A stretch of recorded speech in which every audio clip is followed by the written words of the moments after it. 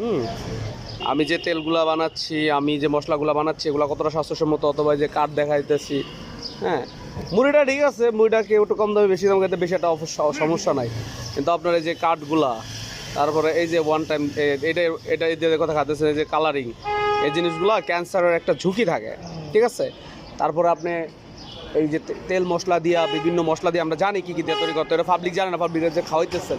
আপনি লাগলে 10 টাকা দরকার নেই, 20 টাকা দেবেন, 30 টাকা করে রাখবেন, জেনুইন খাবারটা দেবেন। ওয়ান টাইম প্যাকেট ব্যবহার করবেন, কাপ ব্যবহার করুন, বা যেভাবে স্বাস্থ্যসম্মত হবে এই ব্যবহার করলে আপনার নিজেরও সেল হবে, প্লাস মানুষও সুস্থ থাকবে, ঠিক আছে। তো ভবিষ্যতে আপনি লাগলে দাম বাড়াই দেন ভালো কইরা, এই যে হাতে হ্যান্ড গ্লোভস হইরা, তারপরে হচ্ছে আপনার এই হাতে বাজা মুড়িটা একটু ব্যবহার করলে ভালো, মানে আপনি দাম যত বাড়াইতে পারেন সমস্যা নাই, কিন্তু পাবলিক খালি খাবো না খেলে নাই। কিন্তু এখন যেভাবে আছে এইভাবে আসলে পাবলিক খাইবো, হয়তো মজা লাগবে, কিন্তু পাবলিকের যে সমস্যাগুলো হবে এইগুলোর জন্য দায়িত্ব আপনার থাকবেন ভাই। আপনি তো একজন মুসলিম বা একজন মানুষ, আপনি পরকালের জন্য তো চিন্তা করতে হবে। এগুলো তো খাওয়াটা ইম্পর্টেন্ট না, মানুষ শখে খায়।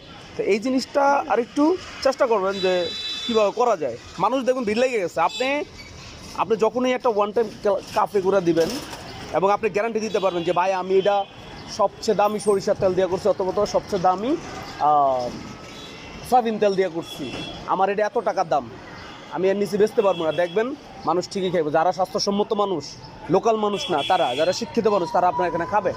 কিন্তু ওই সাধারণ মানুষগুলা, তাদের টাকা নাই, এরা খায়া অসুস্থ হয়, পরে হাসপাতালে বারিন্দায় মরে যায় ভাই, একটা অসুবিধা হয়। তখন আপনার এই দায়ভারগুলা কিন্তু আমাদের নিতে হয়। আমাদের গভর্নমেন্ট এগুলা দেখার কোনো নজর নাই। আমাদের বাংলাদেশের গভর্নমেন্টের তো মনে করেন কোনো ইয়ে আছে, নিশ্চয়তা আছে, কে একজন আহে এগুলা খেয়াল রাখে না। স্বাস্থ্য মন্ত্রণালয়, পরিবেশ মন্ত্রণালয়, বাদ দেন ভাই এগো কথা, এরা আপনারা আমার চিন্তা করবেন না। যাই হোক, ব্যবসা ভালো জিনিস, হালাল জিনিস, আল্লাহ ব্যবসার ভিতর বরকত রাখছে।